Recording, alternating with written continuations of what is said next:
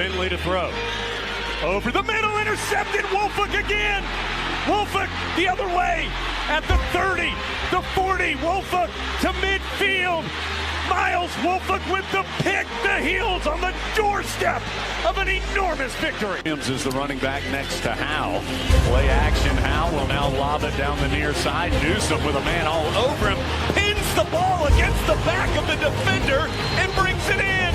Heels can get a first down at the 3. Now, pump fake to the right. Now he's going to run to the left. Now left the 5. Takes the shot. Pinballing off the chains for the touchdown. Sam Howe showing the toughness for 6. Orioles down 4, 35-31. May has the shotgun snap. Pressure coming. Rolls to the right. Goes to the end zone. Touchdown! Touchdown, Antoine Green! 16 seconds to go. No flag. Snapping it off the 8-yard line. May pulls it, tries to roll to the front. Oh, now he's going to throw it and score! Throws it to Payson in the end zone for the touchdown. They are throwing a lefty for the left hand. Was walking out on the run and threw it left-handed. Nard fields it at the 26. Heading to the far side. Gio at the 35. Gio, he's at the 50. No, he's not. Yes, he is. Gio is going to take it for a touchdown. Are you kidding me?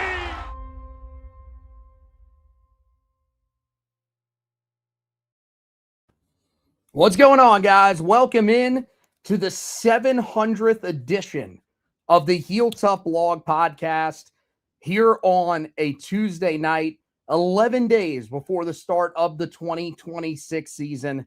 And we've got some exciting news to break down for you guys tonight on the quarterback front. We've got a watch list that another Tar Heel landed on. This one, I'm not going to say a shocker, but maybe a shocker that somebody else who has had a good offseason not landing on this list. Maybe that shocks some people. So we'll talk a little bit about that. And also a key piece of news breaking for the for the TCU side of things in terms of the availability of one of their better players on the defensive side of the football that we'll also tell you about before we get out of here for this edition of the podcast. But first, with 700 officially upon us, just wanted to thank all you guys for all the support that you've given us over all these years, especially, these last handful of years here as we've converted over to YouTube. A lot of you guys, though, are original peeps that have been here since the start when we were a podcast that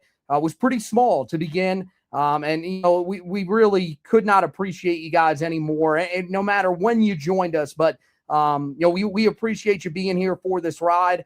I know last season wasn't exactly what we were looking for. We're hoping that this season is going to be much better. But we've had some really fun seasons that we've been able to take you guys through during Mac Brown's era. I believe, if I remember correctly, the first year of the podcast was I want to say 2018. I'd have to go back and look. I don't even remember. That's probably pretty bad on my part.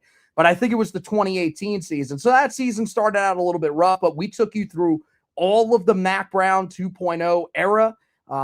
And now, we've transitioned to video at the end of the Mac Brown era and now into the Bill Belichick era. We're hoping this era starts to trend in the right direction starting this season. But I know I speak for you, buddy, when I say that we appreciate these people so much that have been here with us for these 700 episodes.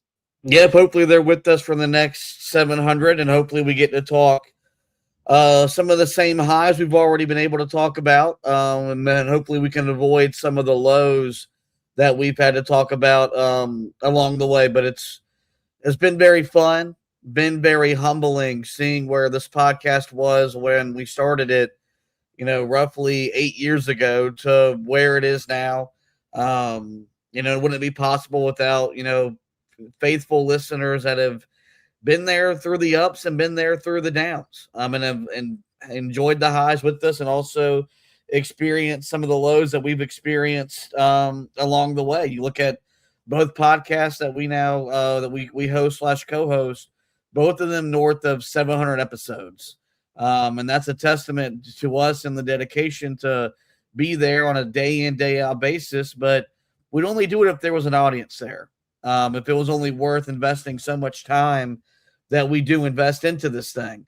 We would love to get rich off of it, but we would do it if we couldn't get rich off of it, because we love Carolina. We love Carolina football. We love Carolina basketball, and we love being able to talk about it with you guys. So it's been a lot of fun, and I really am excited about the next 700 episodes, because regardless, we know with this program, it's going to be a very wild ride covering the next 8 years or so of Carolina football as they embark into year 2 of the Bill Belichick era. And no matter where you stand, this year is going to be one that you're not going to want to miss us talking about this team as we inch closer and closer to kickoff over there in Dublin. Yeah, I mean, we've told you guys from the start, we are not people that sugarcoat how we feel about these kind of things. We're very passionate in terms of being fans. But, we try to toe the line. We kind of do a little bit of both. It helps that our podcast has been picked up by WFNZ, the station that we work for, and that helps us to be able to get into some of these events. But that's not going to prevent us from letting you guys know exactly how we feel and bringing out our emotion in certain situations. We take you through everything in terms of, recruiting, where things are really, really positive, to, what we see on the field. And I think that's something that a lot of you guys have really latched onto. If you're just joining us, we really appreciate that. And, we're hoping that, we're going to be able to bring you products that's really entertaining. Look, I know that sometimes when we get angry, we get fired up, that can really be entertaining. But I think when we're at our best, and when this podcast is at its best, is when the team is playing really well. And so hopefully we get to cover that here over the next handful of years, whether it's with Bill Belichick, whether it's without Bill Belichick. Regardless, we're going to be here for you guys, doing what we love. We love talking Tar Heel football any time of the year. And so we'll always be here for you guys with any latest news, notes, opinions, all that kind of stuff. And really quickly, also wanted to shout out Zach Hubbard, a guy who's been on here many times as a co-host as well. Really appreciate him being part of the journey. Definitely, plenty of people to thank for this, but we're just going to keep chugging along, and hopefully you guys are going to be right there with us. But let's transition to the news that provoked this podcast coming out tonight, and that is that the Tar Heels have their starter for the season opening game in Ireland against TCU. It was announced earlier today. Pete Thamel of ESPN was the first to get this, which at this point, starting to think that Pete Thamel at least has some sort of in with Carolina. He's been on top of a lot of big news for Carolina here this offseason, but he was the one to first break the news today that it's going to be Billy Edwards Jr. that is going to be the starter. It seemed like Miles O'Neill taking a lot of the reps with the ones in the media practices, even took a good majority of the first team snaps, at least out of the gate in that Saturday scrimmage that Carolina had just a couple of weekends ago. But it is going to be the veteran that Carolina is going to roll with from Springfield, Virginia, guy who started his career at Purdue, did not play there, eventually transferred to Maryland, where he would start 1 year for the Maryland Terrapins. We'll talk more about that season here in just a minute, and then eventually moves on to Wisconsin. So a veteran guy that Carolina goes with. Think, with the news that we had been hearing recently, Tar Heel 24/7 was, they were reporting that it looked like it was heading in Miles O'Neill's direction. It felt like, inside Carolina felt it was a little more up in the air that it might go to Billy Edwards just because of the experience. But it seems like I don't think there was much distance between these two guys, but they're going to go with the veteran in the opener in a game that Carolina clearly is trying to win to start out this season.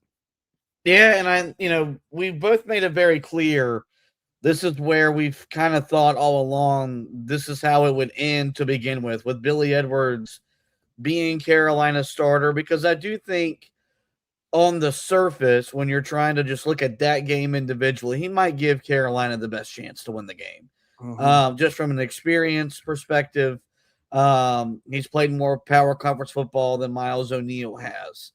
But I do think as we project this thing for, the remainder of the season, I still think Miles O'Neill is going to factor in, and I do think he's going to play significant snaps for Carolina. Whether they're a team that's competing for a bowl game or whether they're a team that's kind of where they were last year in that 4 to 5 win range. But for Billy Edwards Jr., I think this is what he envisioned when he committed to Carolina out of the portal. It was with the idea of being the starting quarterback at UNC, playing for Bill Belichick, having to play for a guy like Bobby Petrino, who it feels like at every stop he's been at, whether it's been college or professional football, he's been able to maximize the most out of that quarterback spot and put together an offense that is competitive on a week in, week out basis. And if we get the Billy Edwards Jr. that we got that Maryland got in 2024, then I think Carolina at the minimum is going to be a competitive football team because he was, top 5 in Big Ten and in passing, threw for north of 200 or 2,800 yards, was very efficient, 15-9 touchdown to interception ratio. And that would be really, that'd be an improvement from where Carolina was last year with Gio Lopez. So I'm going to be, first off, excited to see what he looks like and interested to see just how he fits and how Bobby Petrino does utilize his skill set when they take the field against TCU next Saturday. Yeah, I do think that what's important is to realize that this battle was really close, but I do think there are certain things that Billy Edwards Jr. does a little bit better. I do think there is an element of his game that's a little bit different that is going to allow Carolina to, probably throw a couple of different looks at TCU. One, I think Billy Edwards Jr. probably a guy you feel like you can run the ball a little bit better with from a quarterback perspective. Think there could be some designed quarterback runs where Miles O'Neill, look, he's a great athlete. We've been told that. The head coach said as much when he talked about him a couple of weeks ago. I mean, he said, if he wasn't a quarterback, he could be a linebacker. He could be, I forget what the other position was that he said, maybe a safety or something like that. I think that, look, there's enough mobility there, but I believe that they really think with some of the highlights, if you go back and watch some of the plays where it looked like they were designed runs for Maryland, then you see a guy that can really do some things with his legs for Billy Edwards Jr. So I think that element of the game they wanted.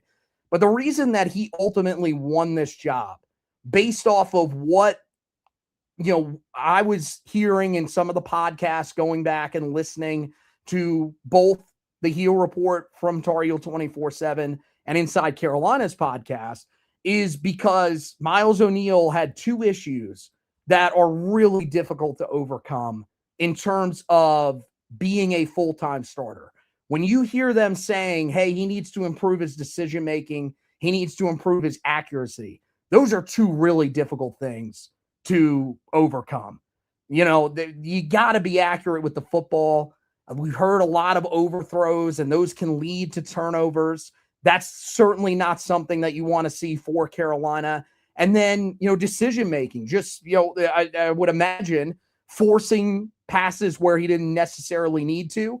They talked about, certain times he would get into situations where it's probably just better to ground the ball, just throw it into the ground, take the incompletion, and instead he was trying to force it. And so those are the things that I think probably stand in the way of Miles O'Neill being the guy out of the gate. I don't think this means, and I know that a lot of people probably weren't thinking this, but if there are any of you guys thinking that, hey, this means that Billy Edwards Jr. is probably going to be the guy for most of the season, that I think you're wrong on that one. I think it is more than possible that Carolina eventually starts somebody else at some point later on in the year. I've said that I don't believe that Billy Edwards Jr., if he was the starter, is the guy that ends the season as the starter for Carolina. Because the thing I will say about Billy Edwards is he does give you the best chance to win this game. When it comes to games later in the season, I don't know if he's necessarily the guy that gives you the best chance, especially if Miles O'Neal continues to progress and if Travis Burgess continues to progress. But right now, I would believe that Miles O'Neal gives you the best chance to win the season opener against TCU. And we talked about it. The season opener is important just about any year, but especially this year, when you look at the schedule that Carolina has, that's one of the more winnable games, which, I mean, that's a team that's ranked inside the top 30 in the AP poll. They were 5th in others receiving votes. So a top 30 team to begin the year, but we look at that as probably one of the more winnable games for Carolina. I think that says a lot. And so, that on top of the fact that, we talked about the bad luck that teams that lose the Aer Lingus Classic have had. It's led to just horrible seasons, or at least underachieving seasons, which for Carolina this year would probably look like 2-3 wins, something like that, considering their over-under win total is 4.5. So I think you're trying to set yourself up with the best opportunity to win this game.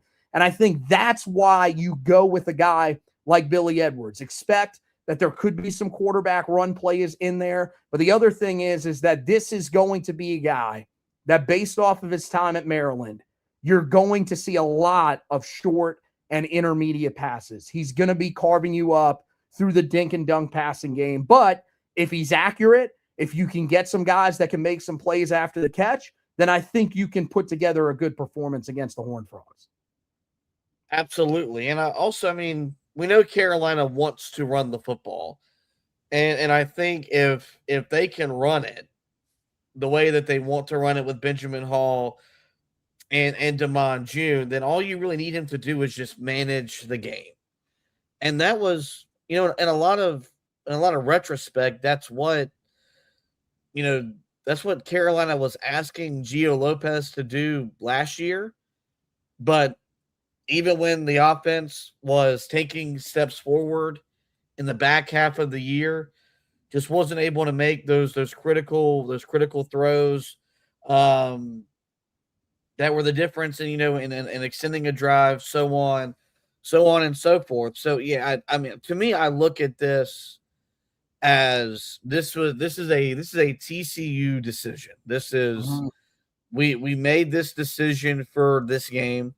I think it will be interesting to see if they do rotate, or if they stick just with Billy Edwards Jr. for the entire 60 minutes. I think a lot of it depends on how competitive Carolina is. If it's kind of what the game was last year at home, I think you'll see Miles O'Neal there, because you're going to want to see if he can give something more to an offense that maybe is lacking, the ability to do certain things primarily in the passing game. So, but I see the path for Billy Edwards Jr. being successful, and no, it's not going to be pretty, or it's not going to be sexy. Like, I don't think he's going to go 30 for 35, 382 and 4 touchdowns.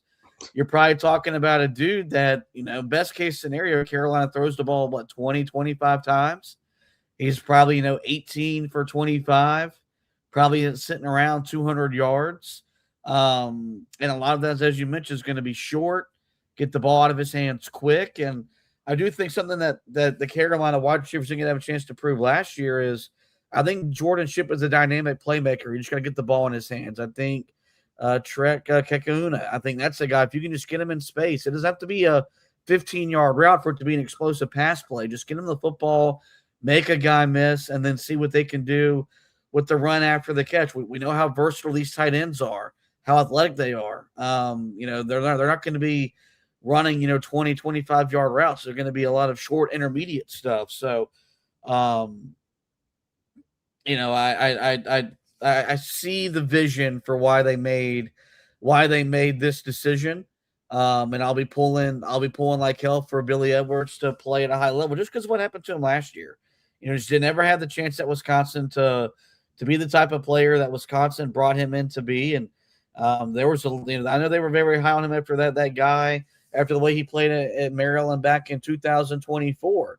If Carolina can get 2024 version of Billy Edwards Jr., I don't know if I can guarantee they win the game against TCU next Saturday. I'm very confident in saying they'll be in the game. And after what happened last year on that Monday night, where we all gathered together thinking that we had arrived as a football program, and by the middle of the third quarter, that place was empty. I do think that would be a sign of progress and that this team is prepared to be a lot more competitive than the team we saw more often than not last year. Yeah, and I think, the comparison to the type of quarterbacks I think is interesting to last year, because I don't think that Billy Edwards is that much different than Gio Lopez. Gio Lopez is a guy that succeeds in the short, intermediate areas of the game, doesn't necessarily have the strongest arm. For Gio, struggle with accuracy on deep passes. I've only really seen highlights of Billy Edwards Jr., so I don't know a whole lot about if he did have trouble with accuracy down the field. Haven't heard that, but that would be something to certainly keep an eye on in the opener. The thing that is different is that Bobby Petrino is his offensive coordinator. I do think he's going to be able to take advantage of his legs a lot better than Freddie Kitchens was able to take advantage of Gio's legs, or, just didn't take advantage of Gio's legs. So I think that's where you feel a little bit more confident in Billy Edwards Jr. And also, man, Billy's been here since the spring. I know that, they listening to these podcasts of those that are covering the team day to day, are there at these media practices.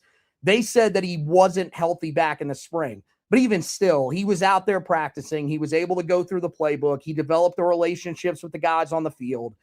I feel pretty confident that this group is way ahead of where they were last year. Now, do I think that Billy Edwards is that far ahead of Gio Lopez? I don't know. I'm not going to tell you that he's going to be, even if you're trying to keep it on the low end, Billy Edwards ain't going to be Marquise Williams. Billy Edwards isn't even going to be, I'm trying to think of some of the other quarterbacks that you've had along the way. I mean, if Billy Edwards is what you got from Jacoby Criswell, you probably feel pretty good. Now, they're completely different types of players. Jacoby was a dude that just had a really big arm. I think he's honestly a better comparison for what Miles O'Neill could end up being this year if he gets his chance later on in the season. You just hope that it's not as rocky of a start as, Brandon Harris. Remember when Carolina rolled him out at one point? I forget. I don't even remember what year that was. I think that was 18, or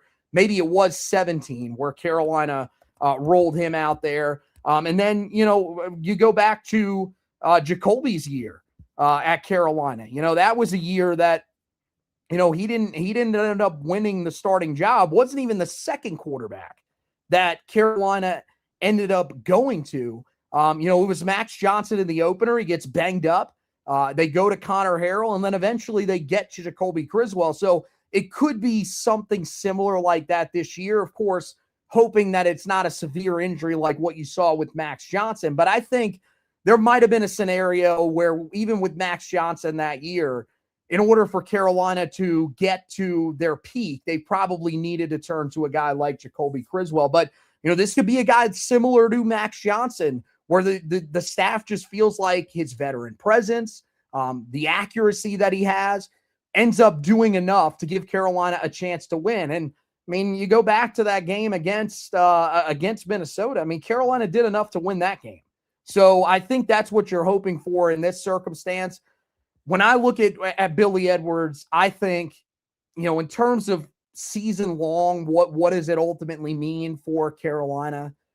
I think it really it depends on what you see from some of the other skill position players. He's going to rely on a lot of yards after the catch. He's going to rely on that running game very heavily, which I think you're going to see that in the first game as well.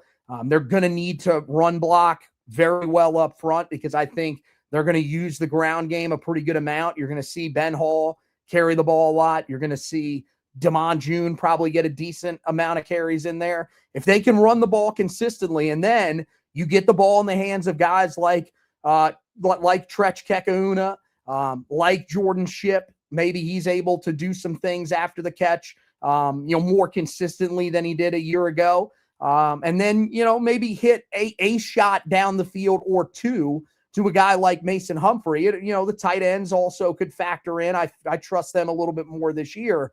Then I think you could set up for a recipe for success. I will say that's another area where I feel a little bit more confident than the group Carolina had last year. I think this time last year, we were expressing some confidence in some of those guys in the wide receiver room, in the running back room, maybe not as much in the tight end room, but I think tight end way better than it was last year. He'll use that safety valve a lot better. I do think that the running back room is probably better than it was a year ago. And I know the wide receiver room is better than it was a year ago, where I think last year we thought because of the success that Carolina had previously at wide receiver, it was just going to kind of carry over. Yeah, there's no denying that the skill positions across the board, Carolina got better at. You look at the wide receiver room, it's better than it was a year ago. No position group, I think, got more improved in the offseason via the portal than what they were able to do at the tight end position. And then the running backs, I think it's not from a lack of talent. It's just, I don't know if what they were being asked to do was what fit Benjamin Hall's skill set. We've heard so much about him as he appears to be running back one for Carolina. And, Damon June was Carolina's leading rusher, despite the numbers not being, what you would expect a leading rusher to be, especially for a power conference program. And all this does, when you combine that with a savvy play caller like Bobby Petrino, a guy that's going to know how to scheme and get the most out of his talent, it puts whoever's back at quarterback in a better position than where Carolina was a year ago. And we can lament a lot of the issues was on Gio Lopez, and I'm not gonna walk back the criticisms of Gio. But I think if Gio Lopez had Bobby Petrino as his offensive coordinator with the type of skill position talent he has that this roster has, I think Gio would have played at a much higher level a year ago. And so even if Billy Edwards is in that same stratosphere as a player, I do think he is better suited to put up, much more, the type of numbers you expect to see from a power conference quarterback, especially in a conference like the ACC. No, he's not going to be Sam. No, he's not going to be Drake. And it's unfair to hold guys to that standard. But if he can just be the best version of himself and kind of let his playmakers do the job for him, and avoid, costly turnovers or untimely sacks that get the offense behind the chains, you've got the right guy, at least for this game and maybe even for that Notre Dame game or Clemson game, the type of guy that you need to kind of navigate, the type of competition you're playing against, the environment you're going to play against, and give you a chance to be competitive. So I don't think this will be the last time we're talking about a quarterback decision. I'd like to think that this would be the case, that we consider and say, hey, this is going to be Carolina's starter for all 12 games. Unfortunately, I do not feel this way, but as we're starting to get closer and closer to really talking about TCU specifically, I do feel a lot better about Carolina's chances in that game, knowing that 11 days out, we know who our quarterback is going to be going into it, as opposed to if we were sitting here this time next week, not knowing who Carolina's starting quarterback was ultimately going to be. Yeah, well, that's the other thing, right? Is that you like the fact that they have come out and picked a quarterback. And I think, is it impossible that they end up throwing one of the other quarterbacks out there at some point in this game against TCU? I don't think it's impossible, because I do think there is a way that this just goes terribly wrong and Carolina just gets beat down again. You get some turnovers from Billy Edwards Jr., maybe not all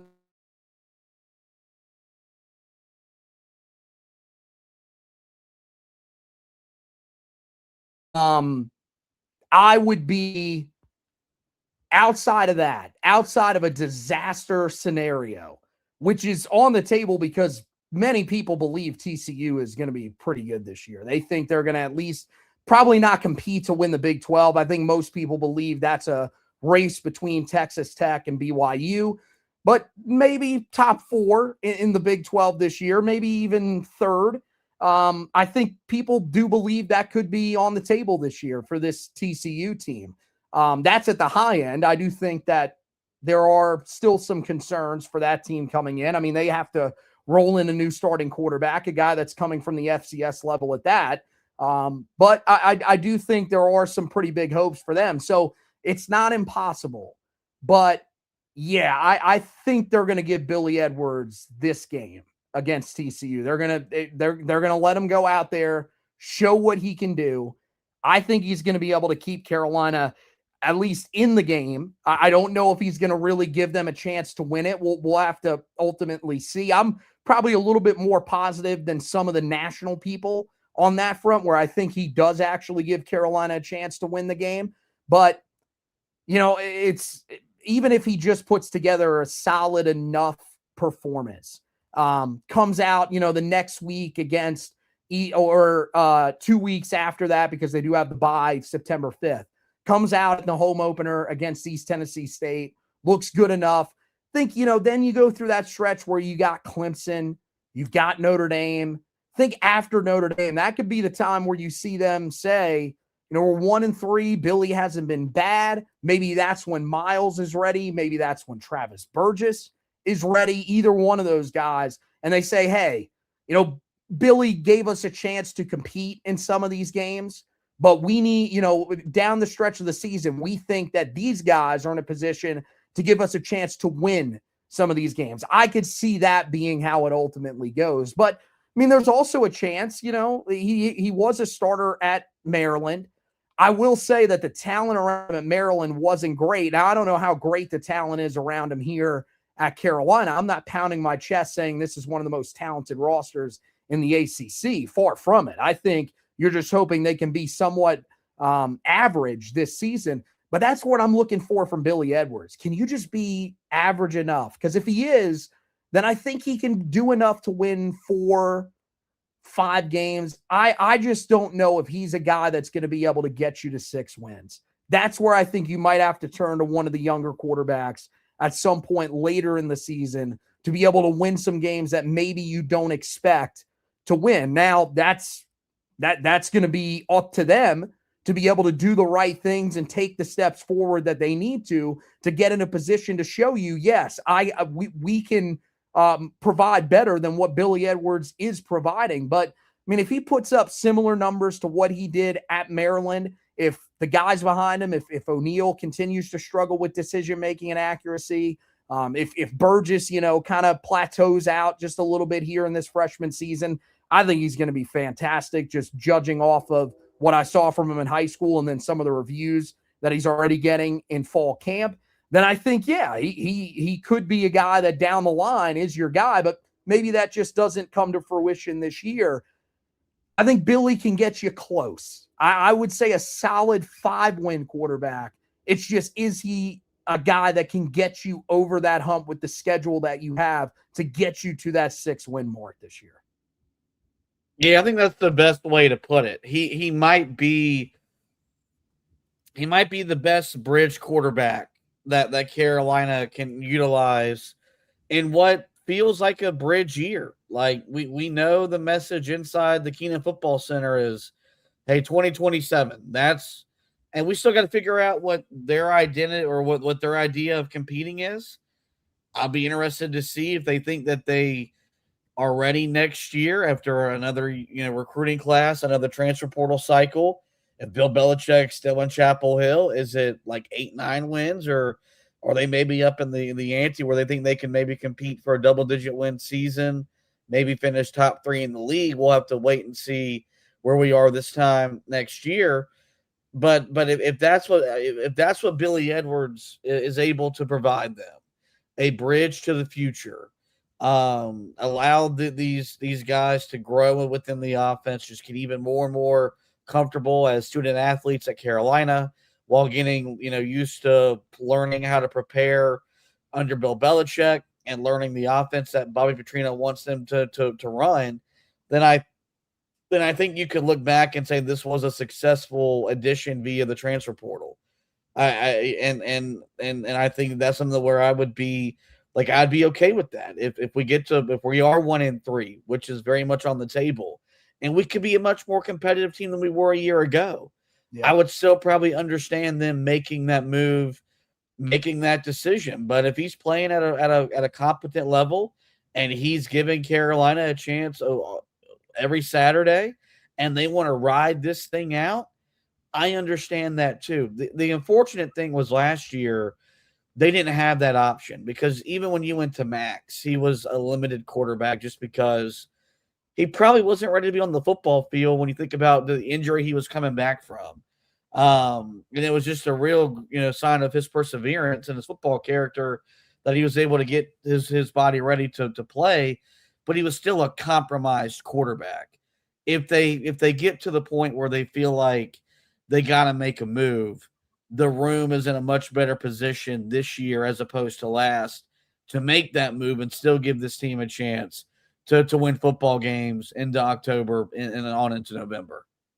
Well, because the other thing is the guys are different than each other in this room this year. You're going with the guy that is a lot like what you had last year to begin the year, where he's going to succeed with the short passing game. He's going to succeed with a good running game. He can hit some intermediate throws, and you kind of wonder about what he is down the field.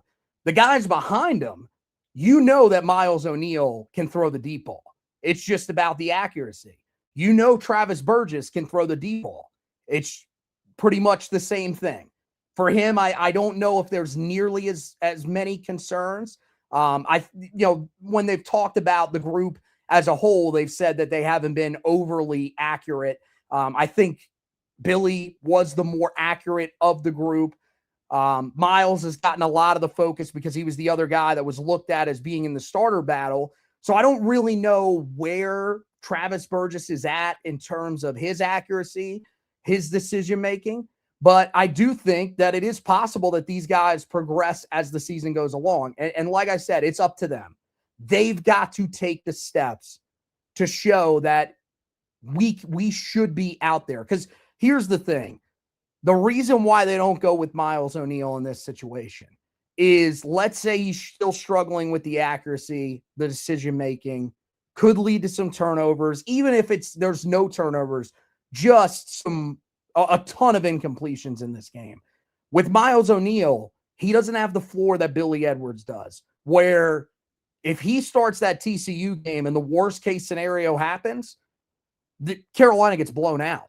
And you also wonder, what does that do for the confidence level of a guy that you're hoping is, potentially going to be your quarterback moving forward? Now, I know a lot of people are looking for Travis Burgess to be that guy, but you never know. It could be Miles O'Neill, especially being a former 4-star quarterback and a guy that was handpicked by Bobby Petrino out of high school to run his offense. It is possible. Same thing with Burgess. I've had people, a couple of people that commented when I was talking about the battles and where they stood, and they said, well, why isn't Burgess in this? Why is he not getting a legitimate shot? Guys, he didn't really practice at all in terms of team drills. I think he was pretty limited during the spring. He was still doing stuff, but he was pretty limited coming back from that ACL injury. If that doesn't happen, there's a chance that he could have been the starter to begin the year. But I would still understand if they said, look, we're still going to roll with Billy because we think that there's a chance that, the floor is a little bit higher for Billy than it is for a guy like Travis. And we don't want it to be a catastrophe in that first game for Burgess, and then it just ruins everything moving forward. So I think they're going with the safe pick here. That's what I wrote in the article when I put it up earlier today. I think this is the safe pick for Carolina. The question is, how long are you willing to be safe? Because at some point, it feels like for this staff, you've got to start winning some games here. I know the schedule is more difficult. Maybe 4-8 buys you another year here, especially if you show signs towards the end of the season that you're trending in the right direction. But let's say things start out really bad and Carolina's just non-competitive in these games.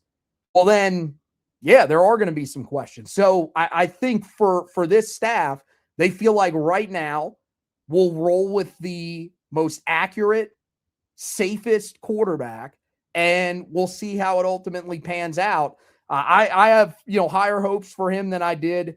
I wouldn't say that. At this time last year, I think we had bought in on the Gio Lopez. But I think I have higher hopes for Billy now than where I was after you saw the first game from Gio. When you saw the first game from Gio, you knew Carolina was in a little bit of trouble. This year, I think, the quarterback room is so much better that even if Billy isn't that great, you know that, hey, at some point they're probably going to turn to one of the other guys in the room. And I think that should at least be comforting. But we'll talk more about Billy Edwards and the quarterbacks as a whole throughout the season. More about Billy here as we lead up to the opener. And certainly he'll be a big part of the preview edition of the podcast when we talk about that here in little under, it's what, probably 8-9 days away when we talk about that opener for you guys to get you ready for that game on Saturday, August 29th over there in Dublin against TCU. Last couple of notes on the way out of here for you guys. We do have another watch list for a Tar Heel that we've been telling you about these guys landing on these watch lists here over the last handful of weeks. We'll tell you about that in just a second, but I did want to get to this note from Jeremy Clark, who covers TCU for 24/7 Sports. He broke the news earlier today that TCU safety Jacob Fields has been dismissed from the program for a violation of team rules. Now, what's interesting is this was expected to be a starter for TCU. So this could be, pretty damaging for them in the first game of the season. Now, when it comes to what Fields did last season, he's been a guy that's been around, at multiple different stops. This is actually going to be his first year at TCU, or was scheduled to be his first year at TCU. Previously, he was with Louisiana Tech. That's where he came from.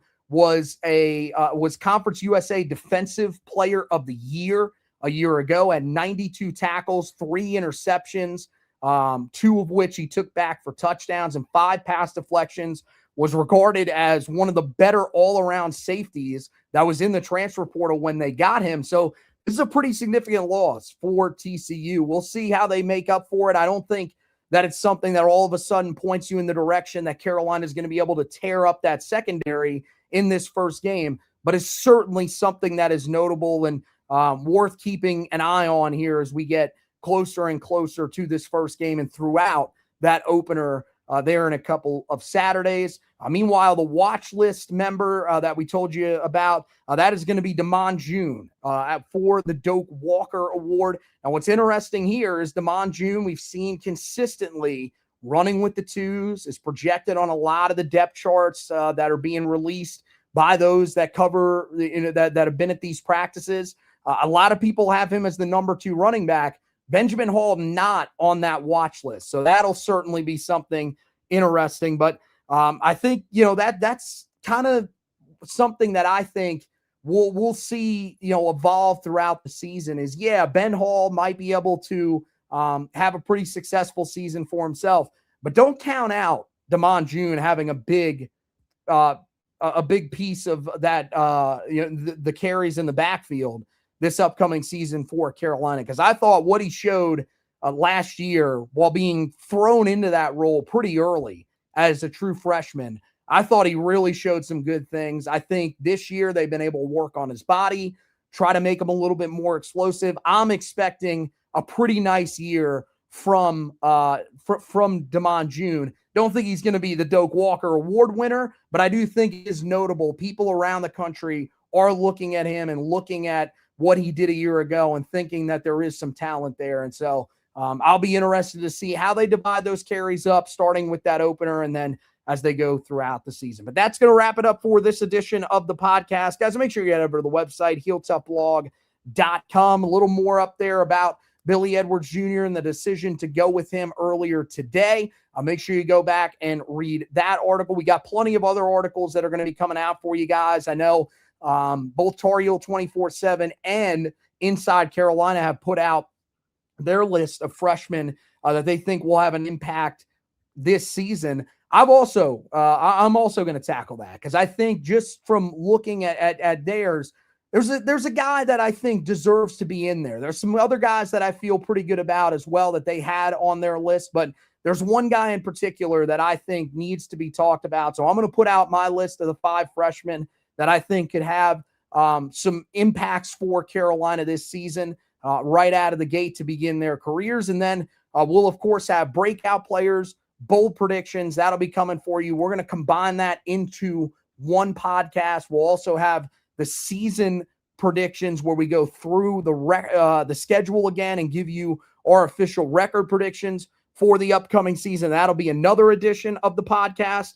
that we're going to go with before we get to the preview of the game against TCU. So there are plenty of editions of the podcast coming up, plenty of articles that are going to be up there on the website for you guys. That'll be those opinion articles that you guys like so much. Of course, any other news that comes out about the team leading up to the opener, we'll have you covered on that front as well. Meanwhile, on the basketball side of things, same thing. Any other news that comes out on the basketball front, we'll get to you. The most recent story and the one that we're going to be talking about coming up here in just about 10 minutes when we're done with this podcast is Seyon Keita's visa being approved. And so he is here in the United States. He hasn't been cleared yet by the NCAA, but he is here in the United States. So a big first step towards getting him on the court. Make sure you go over to the website, read that article after tonight's edition of the Four Corners podcast, which we're going to get to here, as I said, in a little under 10 minutes. We'll be talking about that. We'll be talking about Michael Malone's appearance on John Rothstein's podcast. So plenty of great stuff coming up for you on the latest edition of the Four Corners podcast. Best place to watch it, going to be over there on the YouTube page. If you're already over there, stick with us. Also, if you haven't already and you're over there on that YouTube page, make sure you subscribe so that you get both podcast editions. But you can also watch it over on our social media pages at Heel Tough Blog on Twitter. Same thing, or just type Heel Tough Blog into the search bar over there on Facebook. Make sure you are following both of those pages. But that's going to wrap it up for this edition of the podcast. Want to thank Josh for hosting with me. Want to thank you guys for watching and listening. And as always, go Tar Heels.